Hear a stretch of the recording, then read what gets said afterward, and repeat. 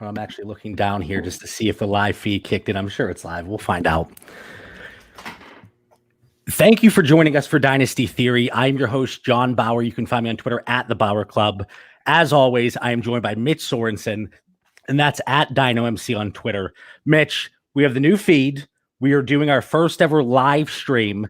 New name, new logo, a lot of exciting things here for Dynasty Theory. It's going to take some time, so I don't say Superflexology. Yeah, I'm really excited for this. We talked about rebranding a while ago, and now that Dan's on here, I think it's a perfect time to. And I'm going to apologize at the very beginning. If I echo a lot, it's because I'm in an empty house, and I'll be moved out here next week. So if I'm really echoey, I promise the sound quality will be better next week. I was wondering where you were going to record from tonight. I wasn't sure if you were at your dad's house yet. Next week. How excited are you for that? Slightly. Okay. Mitch is rebranding everything. His podcast, his home. Apparently, yeah. And I might be following in his footsteps here. We actually are listing our house Wednesday. What is today? Monday.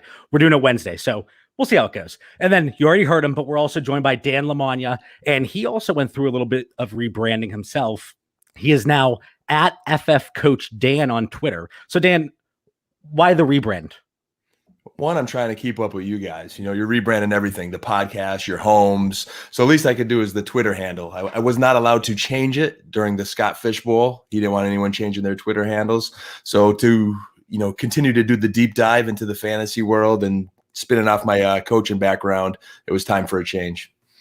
I like that. And it's funny because I noticed that a few people, they referred to you in chats and stuff as Dean.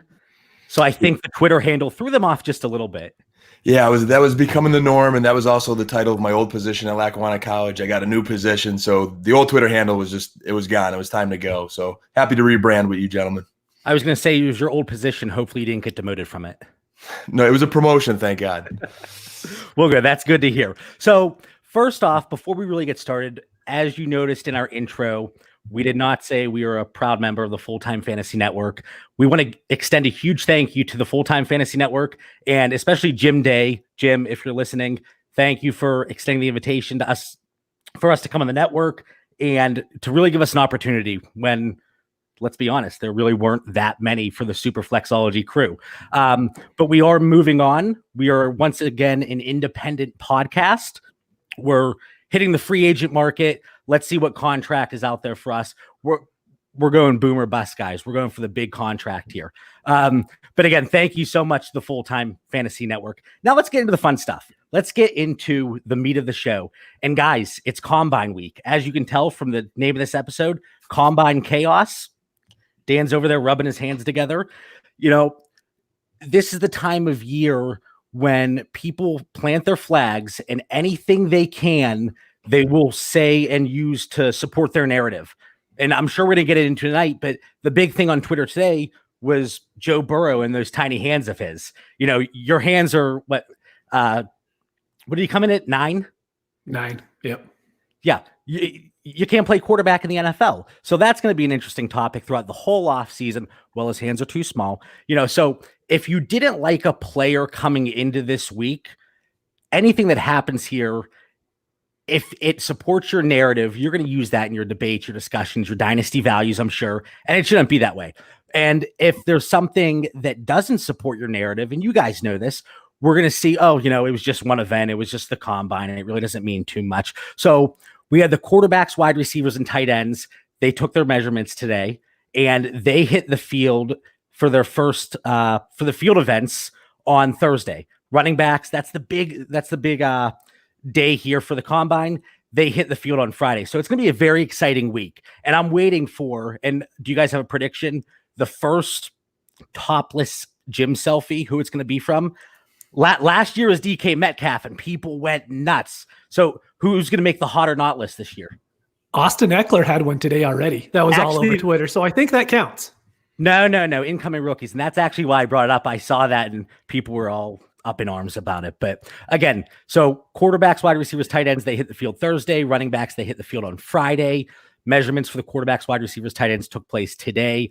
A lot of interesting talking points for tonight's show and a lot of things that are going to impact upcoming rookie drafts that take place before the NFL draft. So we don't know where the landing spots are, obviously, up to that point. So let's get right into it. Mitch, we've talked about this off the air several times, but the NFL Combine, how much importance are you placing on this? How much is it really going to impact your dynasty values here throughout the offseason? So I think for quarterbacks, we just don't know. There's not a lot on the field that we're going to see that's going to move them up or down. So a lot of that stuff is behind in the meeting rooms. The only thing we're going to find out about from that's on Twitter. And I think running backs is almost the same. If someone really blows up on the field, I think that's going to help them out a little bit. But most of these guys are going to run what we kind of already expect. We expect Jonathan Taylor to run in the 4.4s. We expect Swift somewhere in the 4.5s. And as long as they don't come out and run a 4.7, they should be completely fine. But I think wide receiver is the one that really matters. If someone comes out and runs a slow time, it's going to absolutely kill their stock. And just moving forward, I'm trying to not adjust a lot of things based off what's happening here on the combine, but I know I'm going to. If someone comes out and runs a DK Metcalf like 40, at 6'3", then I'll probably adjust him, but I know I probably shouldn't. And you talked about really blowing things out of proportion, and it wasn't to the extent of like a DK Metcalf, but last year, if you guys remember, Alex Barnes, one of the backup running backs for the Tennessee Titans, he blew up the bench press. I think he hit 34, which is the highest total dating back to 2015. So you see these guys and their measurables and what they put up in these different events. And especially being active on Twitter, you see people just go absolutely nuts. And Alex Barnes, even though I think he was taken in the 7th round, maybe, I'm not sure exactly the draft round that he was taken, but his stock actually increased simply because of what he did at the combine, and obviously some college production too. But the combine really helped him from a dynasty perspective in bringing his stock up when he really should have been a 5th round, maybe undrafted free agent, a lot of rookie drafts. So it's definitely something to keep your eye on. Dan, we talked about this off the air as well. You actually took part in, I think you said, as a coach and player in a few combines, not NFL, or maybe it was the NFL. I don't know. I don't know your whole backstory here, Dan, but you took part in another league and you guys had combines. So why don't you provide some information on that and bring the coaching aspect into it? Yeah, so before I get to that, we have to give a shout out to, I think it's James Finland here. I see with our first ever plug on our YouTube there saying, looking forward to the show, being the inaugural post of the new feed. Let's give a little kudos. And Mitch, I see you're getting some love there for the Billy Sims jersey in the background. So that's cool. But to that, JB, I'll start with, you mentioned Barnes last year with that, impressive bench press. You can't get caught up in that. I've coached guys before at these combines that would put up 225 for a ridiculous amount of times, but they were slow as could be in the short shuttle. They couldn't block, and a running back putting up 33 times on the bench doesn't mean he could block that rusher off the edge. So we're looking at everything. And I think it's really important to know that this is a work in progress as far as an evaluation. NFL management, coaches, GMs, scouts, they don't know right now what their final draft boards are going to look like. They're still evaluating. So us analysts and everyone on Twitter, you got to take things with a grain of salt and know it's a work in progress. I did have the opportunity. I've coached high school, college, and semi-pro football before. Like I think every young man, I chased those NFL dreams, but I was far from an NFL prospect. So I thank you for the open-mindedness there, JB. But it was strictly at the collegiate and semi-professional level. Did coach some combines, and then I brought a little swag as, we're having fun with the XFL and these new leagues. This was the official AAFL, All-American Football League. I hiked my favorite number 27 jersey that they sent us for our participants. We hosted a combine in Scranton. If you Googled AAFL or startup professional leagues that never made it, that was one of them. But it was cool. We had, former Penn State running back, Kansas City Chief running back Omar Easy came to our combine, and we got to see these guys in action. We test them with a laser ran 40-yard dash and got to evaluate talent. So I think the biggest thing, you're hearing numbers all week. You're going to hear numbers on Twitter, but who's coachable is what I'm looking for. There's nothing like talking to a guy and they're there like they know everything and can't be coached up. That's what these coaches are looking for there at combine on top of the numbers. Who's hustling? Who's giving effort? What kind of conditioning and shape are these athletes in? I like that. And that's fantastic insight. Again, looking at it from the coaching perspective, Mitch and I, Obviously we don't have that background. On a previous show, I talked about my stellar 6 yards per carry average back in grade school, I think 4th grade. But looking at it from that aspect, it's very insightful, Dan. So I do appreciate that. Let's dive right into a few players. These are guys that we're going to be talking about all week, for better or for worse.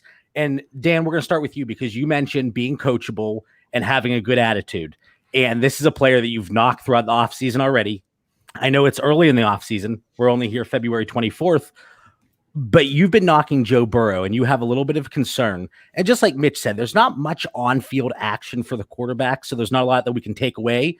But the interviews and the personality and the tests that they're taking, that's where we find out the information on quarterbacks. So what are your thoughts overall on Joe Burrow, and how do you think this week is going to impact whether it's his NFL stock or his rookie draft capital here after the NFL draft? And for our listeners, when I give that coaching take, it's how do you apply that to fantasy football? And when we're looking at taking Joe Burrow, you guys are really good at looking at, their market value, where to take them in a rookie draft, where to take them versus in a startup draft.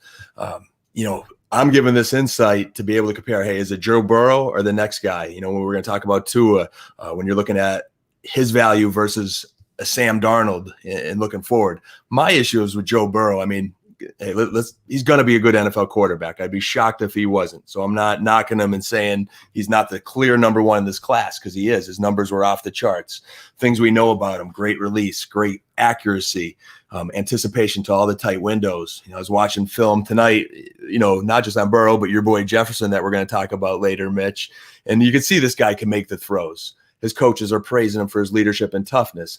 But where I have the issue, JB, is does he have those intangibles when the going gets tough? All right, I'm seeing this cocky attitude where he devalued the Heisman like the Major League Baseball commissioner decided to devalue the World Series trophy there. He played it down. And if my son is talking negative about the Heisman for all the guys that paved the way to win it, I'm going to have an issue with that. He started 2019 as a fringe prospect, so I feel like his head got a little big in a short period of time. When he goes to the pros, he's going to be starting off with the most likely 2-14 Bengals. So when you don't have the big old line of LSU and wide receivers everywhere and a running back that takes the pressure off, a defense and a special teams that puts you in good situations all the time, how are you going to respond? And that's my concern. How coachable is he going to be at the combine this weekend? And that could be the difference in the end of, is it a him or a Tua? Or is it him versus a DeAndre Swift in Superflex if you're trying to make that type of decision? So that's my concern. Now, this doesn't really relate back to the combine, but do you have any concern with his meteoric rise and how much of an improvement we saw from 2018 to 2019? How much of that do you think was Joe Brady, or how much of it was Joe Burrow? And that's where we are wondering. I think there is a large enough a sample size to say this kid's talented. We've seen him make enough incredible throws. He's got the tools, but it is in a short sample size, and it is a product of a lot of great talent around him. So if he goes to the Bengals, how does he respond to the struggles of being 2-14? If they don't fix their O-line issues, how does he respond to being on the turf a lot? And that's where character comes in. That's where I'm concerned about that cocky attitude. So I am hoping he could eat a little bit of humble pie, mature, and turn into a fine NFL quarterback, because he does have the tools. It is tough for some of these guys because they've seen such success, whether it's the high school, college level, and they go to these NFL teams that are struggling at times. And obviously the Bengals would fall into that category if he does go there first overall, which is the expectation. But how does he bounce back? And we kind of saw that with Baker. And I know you compare him to Baker a lot with the attitude and the chip on his shoulder. But how did Baker bounce back? He didn't really deal with the media. He didn't deal with criticism well, but it seems like now maybe he's maturing a little bit during this offseason. So it's something we want to see with Joe Burrow. Come in that way and, like you said, eat a little bit of humble pie and not be so cocky and be coachable. Now, Mitch, I know you have some thoughts here, and it probably ties back to Tua, and you're sitting there with a smirk on your face. So let's hear it. It does. So honestly, I've been thinking about this the last week or so when we started doing our rookie rankings going forward. We're trying to break down which quarterbacks we like more. And I definitely like Tua more as a prospect than I like Burrow. I think his arm talent is undeniably better than what Burrow has. I don't think it's even the same conversation. But the one thing we have about Burrow is He's a pre-snap savant. He is brilliant pre-snap, but you have to wonder how much of that was the offense that he was in. I think he could still make all the throws in the NFL. There is a difference between his arm talent and what Tua has. And I keep going back to, we were just barely talking about Baker Mayfield. And when Cleveland was on that clock at the first pick in the draft, the 2 months leading up to it, we heard it's Sam Darnold. It's Sam Darnold the entire time. About 2 weeks before, we heard, no, wait, they kind of really like Josh Allen. And everyone's like, no, that's not true. Of course it's going to be Sam Darnold. Then about a day before the draft is when everyone started hearing they're actually really like Baker Mayfield. And if you take a step back, I know we all anointed Joe Burrow as the 101 pick in Superflex draft, in the NFL draft. But if you take a step back and look at it, I don't know if there's a better landing spot for Tua than what Cincinnati has built up right now. So they have all the skill position pieces that you can need. The wide receivers are set. They have Joe Mixon, even Tyler Eifert, if he's still there next year. They've already invested into the offensive line last year. And they have Andy Dalton for cheap, and they could just let him go after this year and not owe him anything. And I think that is the absolute perfect setup for Tua. He could sit behind Andy Dalton, someone who's not going to hate him for coming in because he already sees the writing on the wall. Gives Andy Dalton one more year to prove himself. And Tua could just come in 2021 and light the world on fire from Cincinnati instead of having to go to Miami, where we all kind of think that he was going to go in the first place. But Miami doesn't have an offensive line. They don't have a running back. They have... Not yet. Right. Maybe one good wide receiver. And so I just think that we jumped on the Burrow train really quick when we heard about the Tua injury. The Tua injury. And we just never got off of it. Maybe we should take a step back now and be like, Tua might actually be the better fit in Cincinnati this year. Dan, you're ready to jump through the screen over there. So I'm calling a timeout. JB, tell me, did Mitch just really say the Cincinnati Bengals are a great landing spot for anybody? Did I hear that right? JB, help me here. They have talent in the skill positions. And you guys know I love Joe Mixon and I love Tyler Boyd. I am all about Tyler Boyd. And I agree. They want to improve the offensive line. They brought in Jonah Williams. They drafted him last year. The injury preseason, that obviously was a major setback. But Mitch, are you saying that they should consider taking Tua at the first overall pick over Joe Burrow?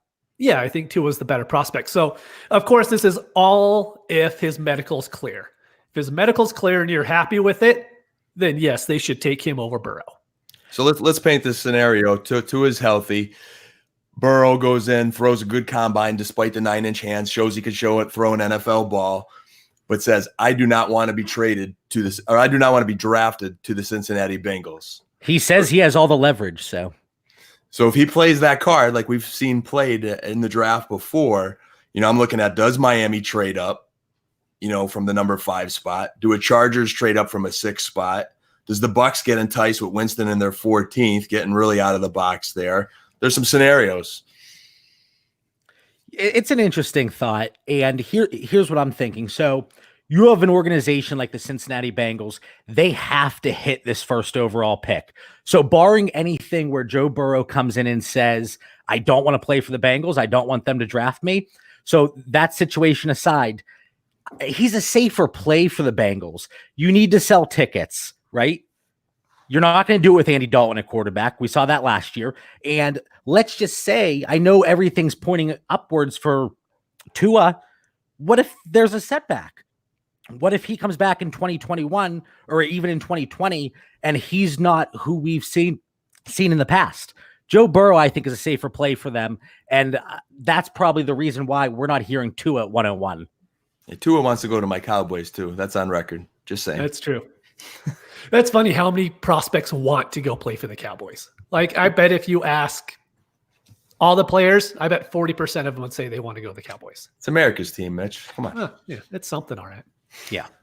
All right, so we're going to stick with the same team here. We're staying in LSU. And Mitch, you have a wide receiver that you wanted to bring up. I do. I want to bring up Justin Jefferson. I think he's someone that's not being talked about at all in the Dynasty, Twitter community. But if you listen to NFL draft podcasts by like Daniel Jeremiah, he's bringing him up as a first round pick. And I think that's completely the case.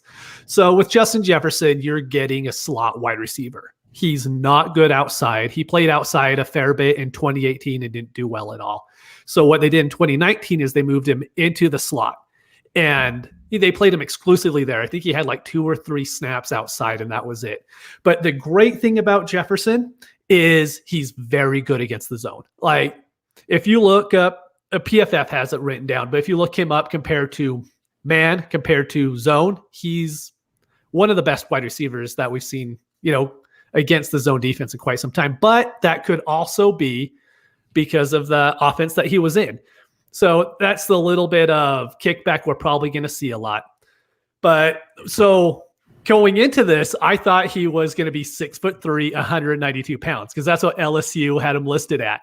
But he goes into the combine, and I think it's actually better for him. He came in about 6'1" and 204, 205-ish, which I think is a lot better. It was 202.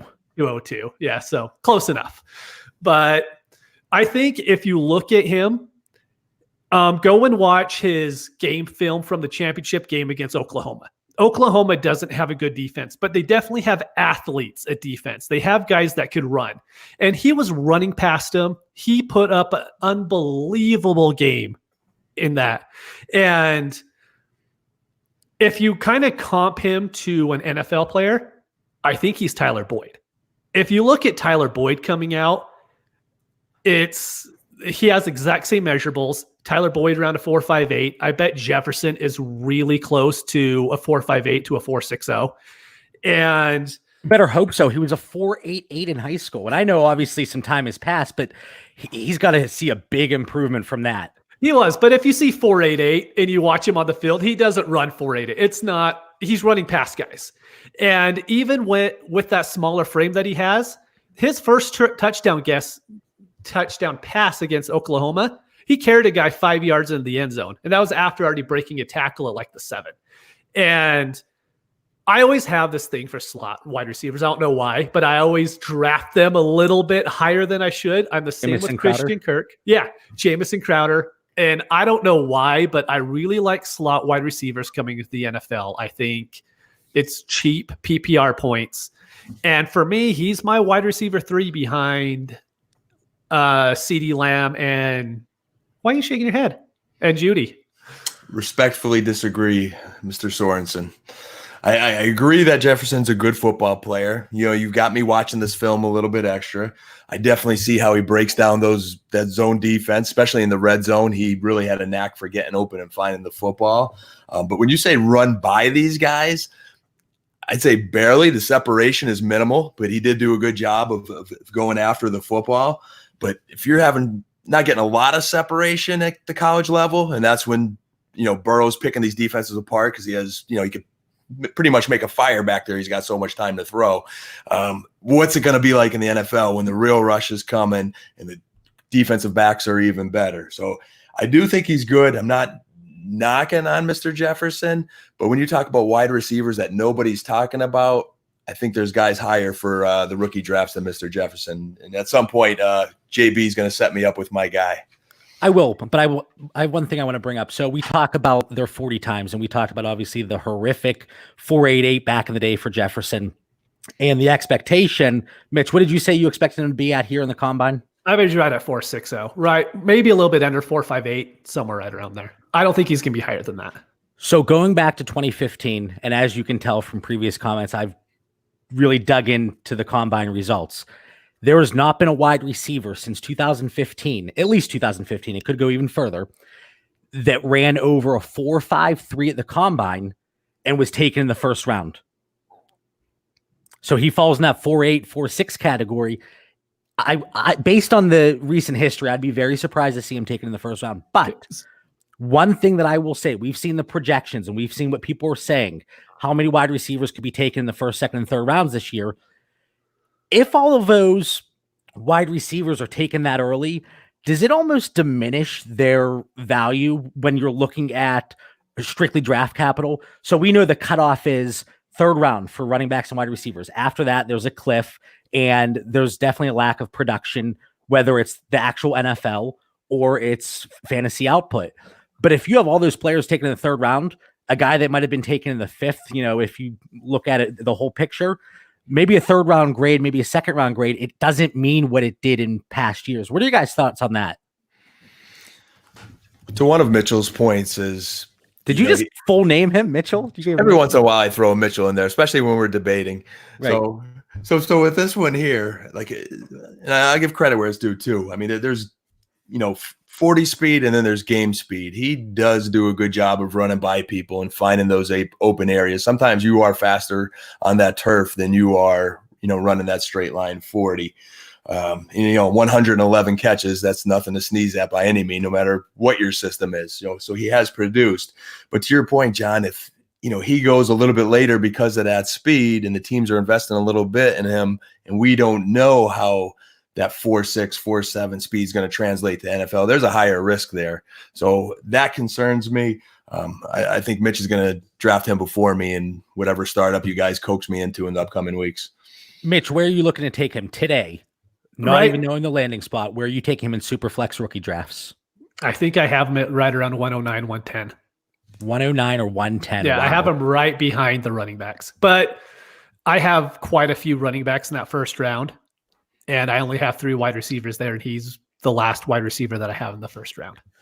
So you're going to have to take him. So let's just talk about this. You have Tua, Burrow, and this is in no order. Tua, Burrow, and Herbert.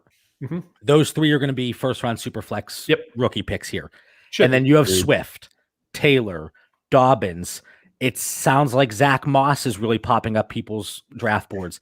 Cam Akers, most likely. Clyde Edwards-Helaire. So that's 9 guys right there. So you're taking him over every wide receiver then? Is that I'm taking him over Jalen Reagor. I'm taking him over Ruggs. I'll take him over Dan's guy that he's going to bring up. And one thing I did want to mention that I completely forgot to, now that you brought up Edwards-Helaire. The one guy, when you're watching LSU, when you're watching any of their games, the one guy that you see constantly is Edwards-Helaire. He pops off the screen every single time.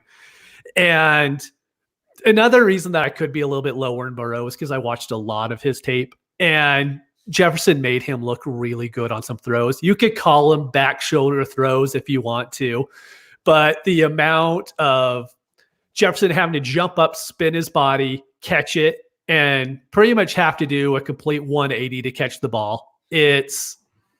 Maybe it was planned like that from Burrow, but I think there was a lot of Jefferson also helping him out there. And that might be a reason why I'm kind of Tua over Burrow as far as arm skills go. All right, before we move on, I'm going to put you on the spot here. I know we don't like to stray away from our show notes here, but what's your ideal landing spot? First thought, real quick, go. Eagles. It's kind of cheating because that's what Daniel Jeremiah has him comp to, but I think they need a slot wide receiver there. But it's really anywhere that has a good quarterback that they need a slot wide receiver. If they try to play Jefferson on the outside, I don't want to touch him at all in rookie drafts. But any team that needs a slot wide receiver, if the Lions didn't re-sign Danny Amendola, and if he went to the Lions, I would love him there.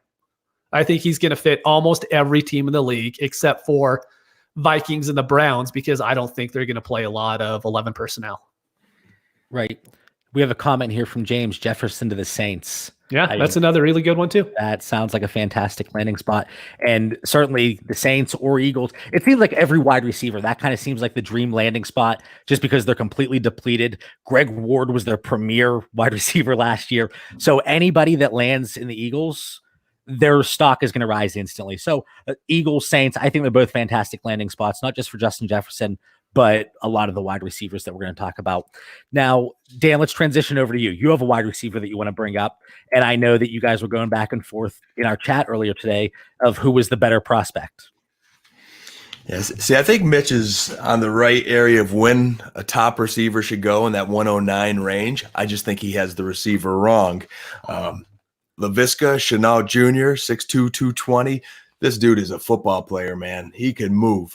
All right. When Wait, really quick, he actually weighed in at 227, a little shorter than 6'2", but he is a tank, even more compact and a lot more weight than actually was anticipated. But go ahead. When Mel Kiper calls you a Swiss Army knife who plays wide receiver like a running back, that's a pretty good compliment there. He's very versatile. He can play inside or out, which I think right there elevates his stock more than Jefferson there, having that versatility in your offense. 86 catches, 1,011 yards, 11 touchdowns, 5 scores in his junior season. Yes, 2018 wasn't as productive. There were some injury issues. There were some quarterback issues, but he still put on enough game film and flashed enough where this guy's explosive.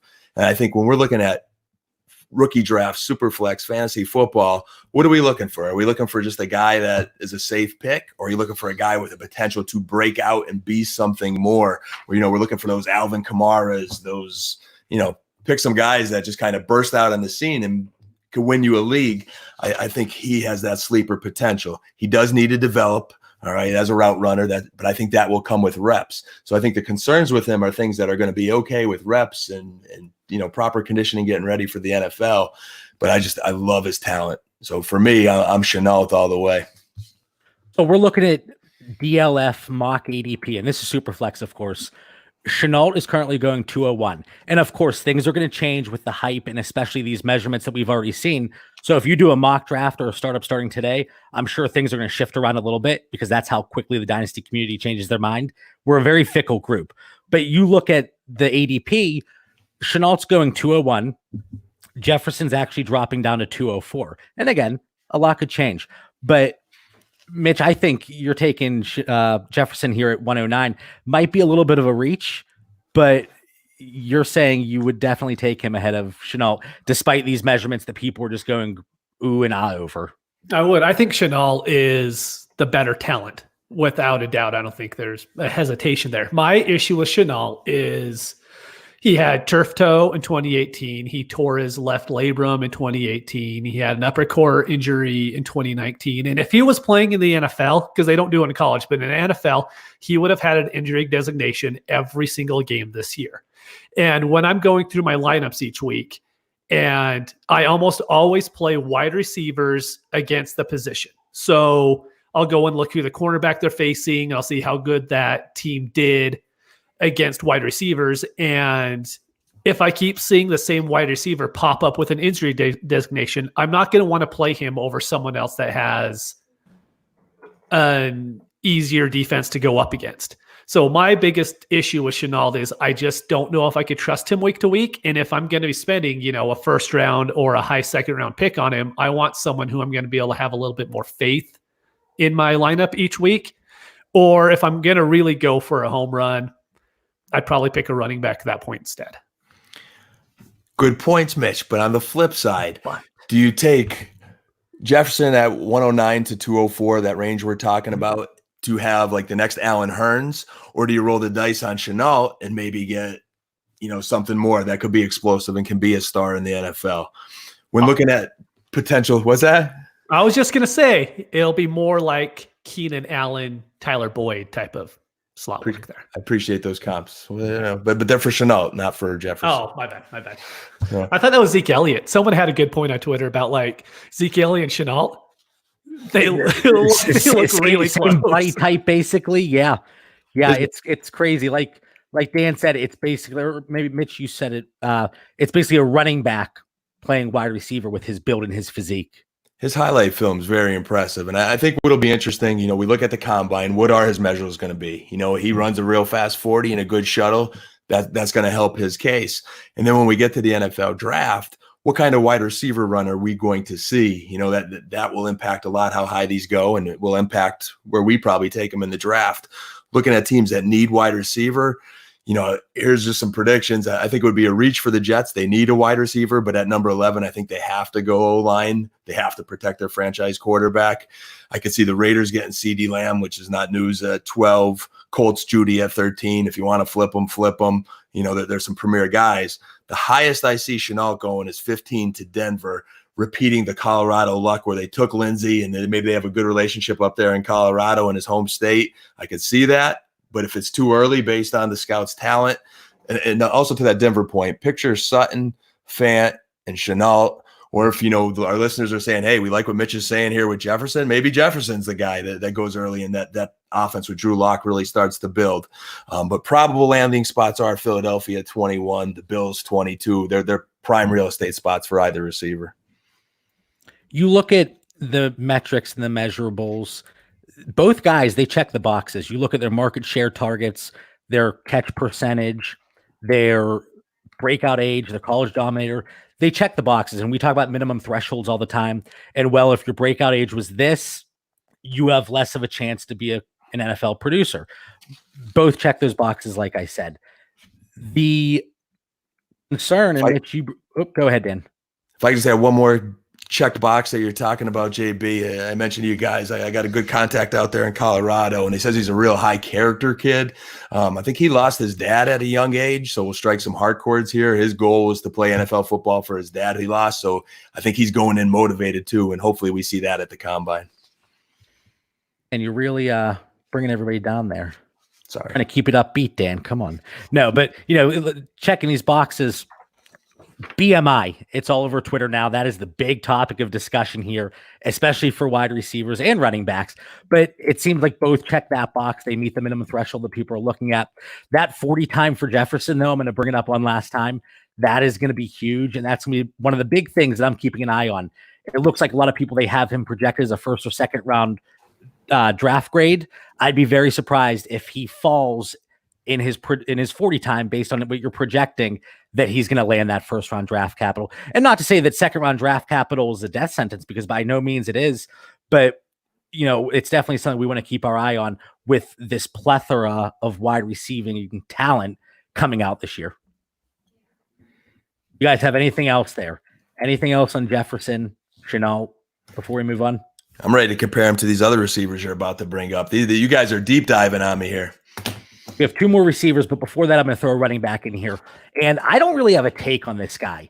I'm not really feeling strongly for or against him, but I wanted to bring up because he seems to be somewhat polarizing, and that's Cam Akers. And I have the Florida State hat here. I am not a Florida State fan. I've actually had this hat for I can't tell you how many years. I like the color, so I bought it. And here we are in 2020 talking about Florida State running back Cam Akers coming out, so I threw the hat on. Mitch, do you like how JB just hedged all his bets on there? He's like, I got this guy. I'm not sure I like him, but I'm going to talk him up a lot, but I'm not going to really put my stamp on him. We're going to see what happens after the combine. Then maybe I will, but maybe not. Depends on the landing spot, draft equity. I'll formulate a take as I'm going through it, and I'll let you guys know. I'm wearing a USC hat, but I'm not a USC fan. Okay, sorry. So again, we look at all these measurables and metrics. College dominator, his age, he doesn't turn 21 until June, so still on the younger side. Looks like second or third round draft capital. For running backs, that's perfectly fine. We don't need him to be in the first round. His pros, his size, power, contact balance, that's what people are all about. Cons, pass protection, but people are going to argue with on that because these NFL teams and the coaches, they're going to be catering to these players and fitting to their strengths. At least they should be. So if a player's not great in pass protection, peel him out, let him catch the ball. But that's something that he really didn't do in college. Only 2.5 targets per game throughout his career, throughout the 36 games, 7% target market share. We want to see a little bit higher number. And when we had Ray on the show a few weeks ago, he made a great point. You have these players, yes, they can catch the ball, but do they really excel in that area? Because those are the guys that we should be targeting.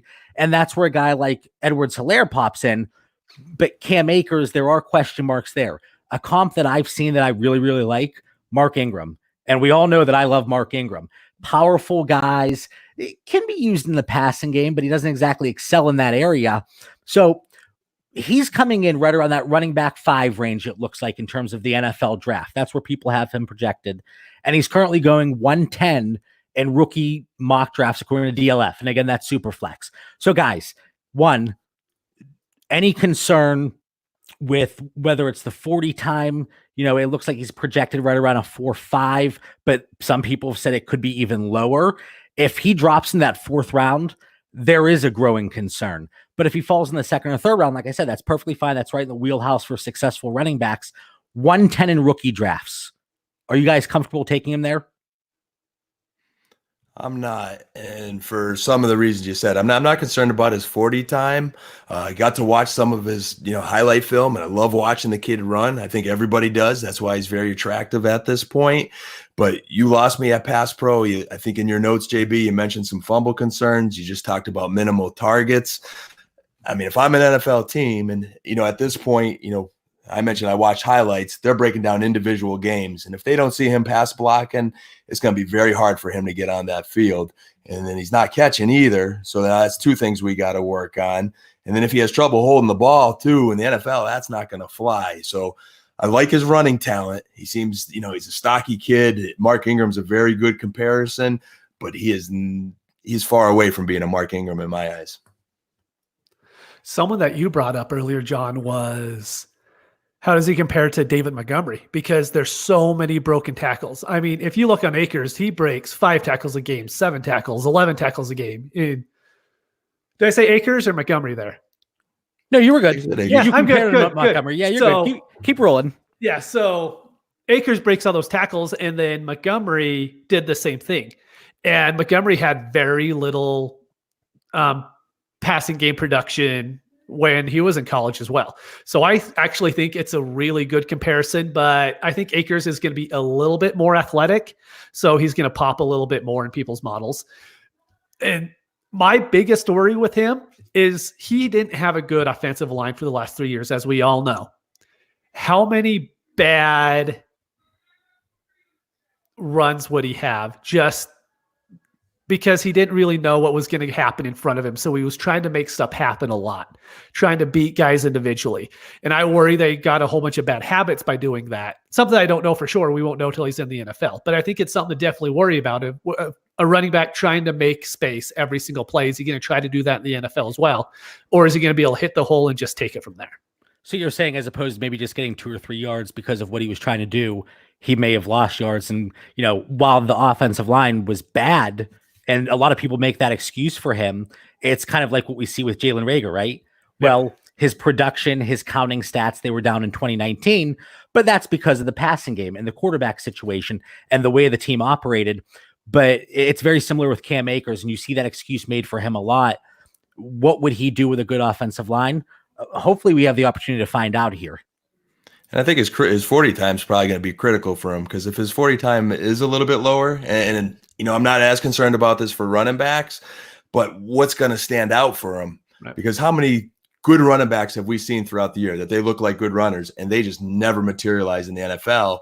And it's because all these concerns we have that's going to make it harder for him to get on the field. So hopefully he runs a good 40, maybe shows his hands off a little bit better at the combine. Certain offenses don't utilize him as much. Hopefully these are things he's working on. All right, so I don't think either of you actually answered my question, but that's fine. You ignore me all the time. Where are you willing to take him in a super flex rookie draft? He's still in the first round for me. He's below Zach Moss, but he's in the first round. I think I have him at 111 right now. Okay, so when we compare him to wide receivers, you would take him after Justin Jefferson as well? Yes. I like him in the second round. I think there's too many sure things, guys with really high upside. If I'm taking Akers, I'm a little nervous. He's not going to see the field all year and maybe for a couple of years. So I want to take less risk on him in late second round, just because he's a running back. You want to roll the dice on running back, so I could see taking him, but there's too many talented guys first. Yeah, it always seems like running backs, they definitely rise up the draft board simply because they land in a good situation. And we talked about David Montgomery. We talk about, several guys. I was going to say Sony Michel, but that's actually a terrible example. But yeah, so Cam Akers, it's definitely going to be interesting to see what happens throughout the week. The 40 time, we want to see it, and that is going to impact at least a little bit his draft grade in the NFL. So it's looking right now that people have him projected as a third round draft pick here in the NFL draft. Again, if that happens to slip to the fourth round, he is going to slip down my draft board in rookie drafts, and he might actually be in a void. But it's going to be a very interesting week. A lot of hype one way or the other. If people don't like Cam Akers and he slips in one of these events, they're going to be rampant on Twitter. They're going to be going nuts out there. So let's keep our eyes open for that. 2 more wide receivers here, guys. Mitch, over to you. You have a guy here. A lot of people didn't know about him until the Senior Bowl, probably. Yeah, before I even mentioned his name, but So this is why he's going to be the Twitter darling, right? And he kind of has been so far. He already is. Yeah, he's 6'4", 223 pounds, had an 82% college dominator rating, and an 81st percentile breakout age. You hear that, you're like, why isn't he the wide receiver one? Why don't we know more about him? But I mean, it's Julio Jones size, but it's Antonio Gandy Golden out of Liberty. And it's actually really hard to find game tape on him because they just didn't play anybody. And you can find game tape to where he played Syracuse, BYU, Virginia, but they didn't play anybody good. So when I look these small school guys, I want to see who they did, how they did against really good defenses. But he didn't play any good defenses was the problem. But I think it's someone that everybody's going to fall in love with if he runs a good 40. If he runs in the 4.4s, everyone's going to go bonkers over it. If he runs in the 4.5s, kind of like Kenny Golladay did, he has better college stats than what Kenny Golladay had. But the one problem is when you watch him so the Senior Bowl, everyone really liked him. But if you watch, they actually have film on YouTube of where you can watch every single one of his one-on-one snaps. And what you'll see is if anybody got their arms on him, he couldn't do anything. He can't get off press coverage. But if he got a free release, he schooled everybody. He schooled any person he went against. And when you start watching him against Syracuse and even a little bit against BYU, he's really good if he could just run. But the second he tries to use any sort of cutting ability, it looks like he's running through mud. You would like to comp him to DK Metcalf. I was just going to say that when you said that. Yep. But the 3 cone might be the same, but the 40 time isn't going to be even close. It seems like the expectations right there around 4.5. Exactly. And I think that's going to be his issue is he's just not going to be fast enough. And you're going to hope that he's a Kenny Golladay when more than likely he's just going to be another 5th round draft pick that never pans out. And this is another one too. We're talking about draft capital. It looks like he's projected in the late 3rd round by a lot of people. We don't want to see him slip to that 4th round because history tells us that's not a good sign. Dan, do you have any thoughts here on Antonio Gandy Golden? I'd be interested in knowing more of his backstory, Mitch. I mean, you got me looking at Antonio Gandy Golden's highlights a little sooner than I thought I would be. And, at first I was curious. He lives in Georgia. How did a Georgia prospect land at Liberty in Virginia? What was he, a late bloomer? I'm really curious of, where he came from. He's probably a raw prospect. You're identifying some trouble getting off jam, so he's probably still developing. That would definitely be a problem in the NFL. But he does have a burst, like a burst after the catch. Like you see that little bit of explosion there. Both of the guys you picked tonight, Mitch Jefferson and Gandy, when I looked at their highlight film, they've got that second gear after the catch. They both caught some nice jump balls. Again, separation is a little bit of a concern for me, especially for Gandy Golden versus, the University of Maine, Old Dominion, the Sisters of the Poor. How is that going to translate to the NFL? So I think there's talent here, but he's probably raw. And how long is it going to take for an NFL team to develop that? So for me, he'd probably be a late 3rd, 4th rounder. Obviously, we'll see where he lands in the draft. That will affect things, but he's a late sleeper at the best right now. Currently going at 304, according to DLF Superflex mock ADP. Mitch, he's your guy. Are you comfortable taking him at 304?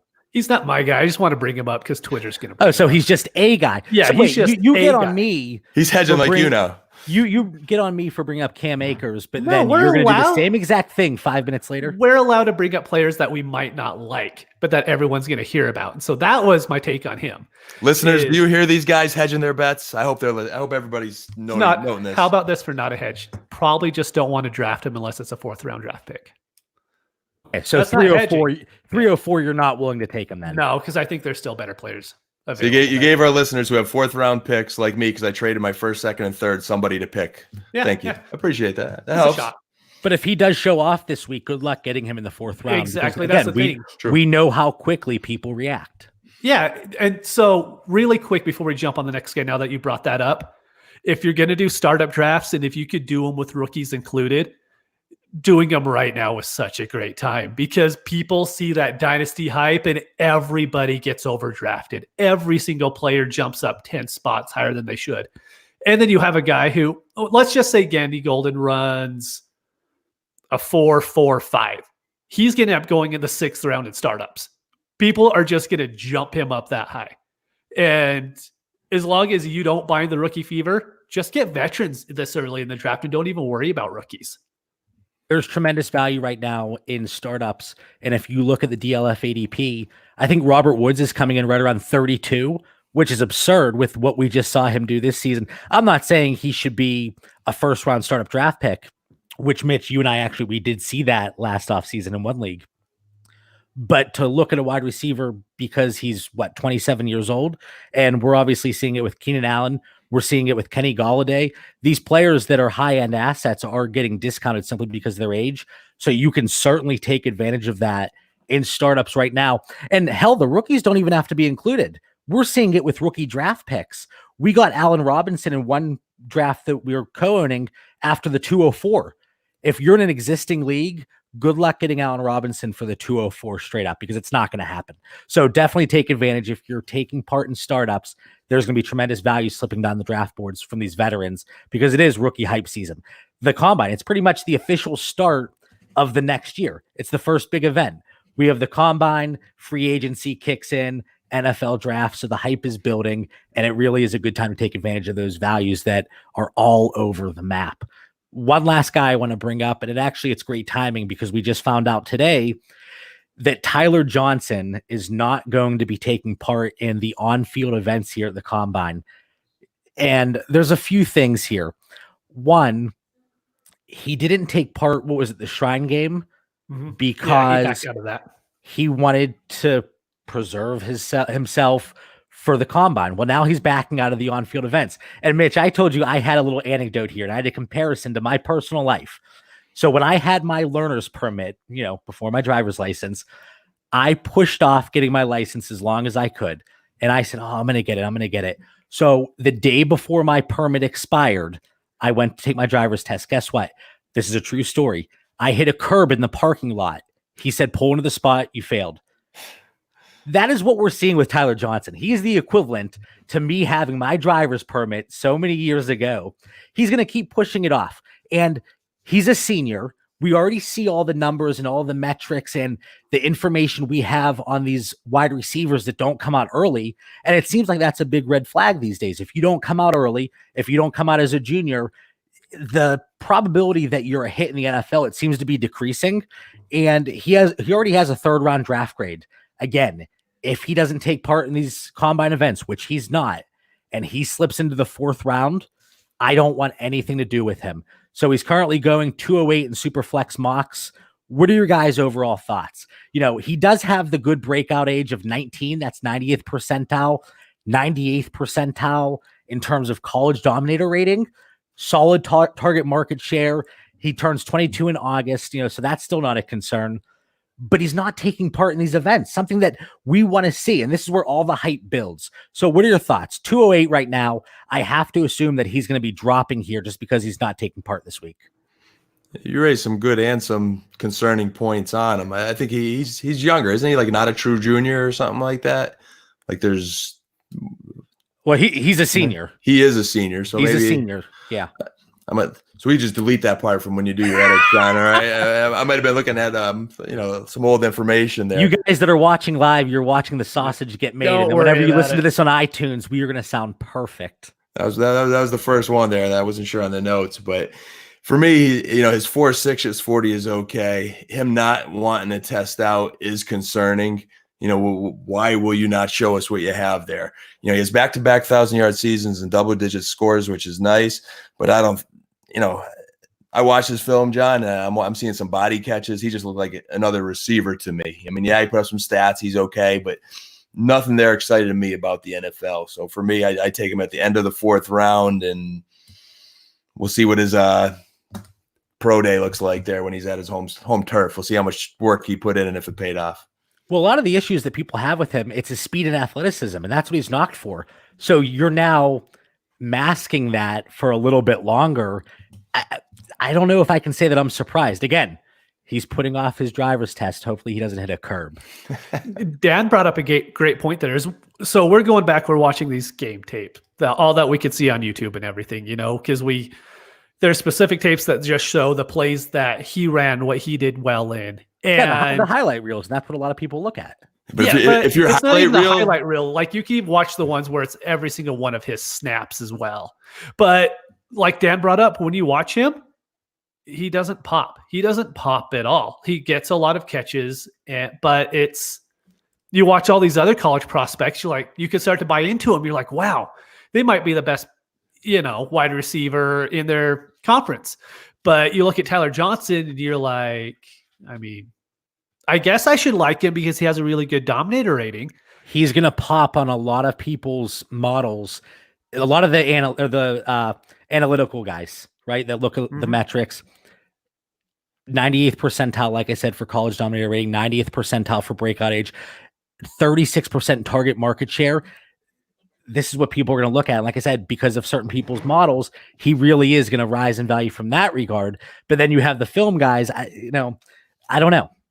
This is where us and our listeners will prosper, because it's where the film doesn't lie, and you've got to use common sense. We've had some really good episodes about analytics and how to use them and not to use them. So our listeners, if you want to go back and listen to some good content about that, you can. But with him, as Mitch says, he doesn't pop out, and it's not even we didn't even get to the game film. I'm just looking at his highlight reel. If your highlight reel doesn't pop off, you're in big trouble, because I didn't even get to your actual game film yet. So John, I'm going to take film over analytics in this one.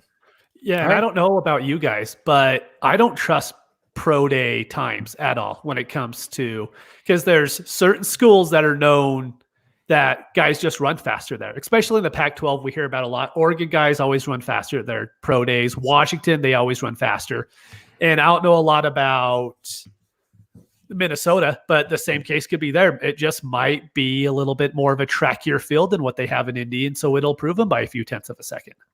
When you said pro day times, I was racking my brain over here thinking you were talking about some newspaper, online journal, the pro day times. I'm like, should I know what that is? Then as you continued to say what you were saying, I was like, okay, he's talking about the actual pro day. Actual pro days. So guys, anything else here? Again, a lot of things are going to happen this week, from dynasty value implications. Whether or not it really should impact as much, that's another story. I think we're really going to read into these things a little bit too much.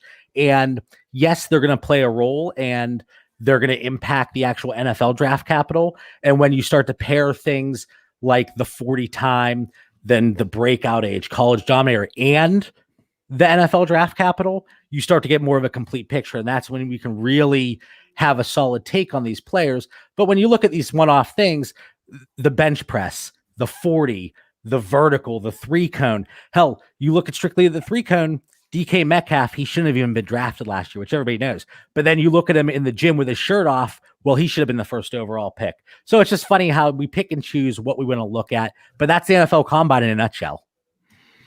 I think, we talk dynasty theory, rebranding our new name here. Part of dynasty football is you're your own general manager. You're managing your team. You're evaluating talent, and you're maintaining it from year to year. All this information that's coming out now, if you have rankings, these are just all little pieces of it. What are those measurables in the combine? What are the coaches saying? Find some reliable sources on Twitter, the Matt Waldmans, the Mel Kipers, whoever it is you like, and let that guide your drafting moving forward. Dan, you're right. You are your own GM. That's a great point. What I was going to mention is earlier on Twitter, I kind of put out a post about this, but I think it's true. Go through the teams in your dynasty leagues and run a quick mock draft. Don't look at the ones on Twitter that are running mock drafts, because they're not based off team needs. Go through your individual dynasty leagues and try to figure out who people are going to draft. And I bet you there's going to be a lot more running backs that go in the first than what anybody's telling you otherwise, because once you do a startup draft, you'll start to realize after you get past about running back 15, that's about where Kerryon Johnson is and Devin Singletary. Once you get past those guys, you don't trust anybody after that. You could maybe put faith in whoever the 49ers are going to pick, but we just don't have any idea there. But just go through your leagues and figure it out. I bet you'll find 3 quarterbacks like we brought up, probably 3 wide receivers, and 6 running backs.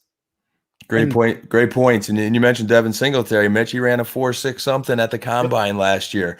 And they didn't trust him for half the year. Debo Samuel had a great senior week, but so did Penny Hart. Where's Penny Hart these days? You know? So you got to really add all that into your equations. And that is a good point. I like that, going through the teams in your league, looking at their needs, even though, that's another conversation for another day. But we know in startups you draft for value, and in rookie drafts, I think there's kind of more of a balance, but people, they still tend to want to fill those needs. So a lot of people, they do draft based on need in rookie drafts. So knowing your league mates, if you know that there's people that really want to contend, those running backs probably are going to get pushed up. And we talked about it for how long now. These second round picks in rookie drafts, they're going to be tremendous value, especially when looking at these wide receivers. So hopefully we provided some good insight. We discussed several players across all the positions, not tight end. Maybe we'll hit on that next week a little bit, but talked about some wide receivers, Joe Burrow and Tua. What are the Bengals going to do versus what they should do? And then Cam Akers, my lukewarm take of, well, I'll ride the fence a little bit longer. So the folks here that sat through this episode and watched us live, thank you so much.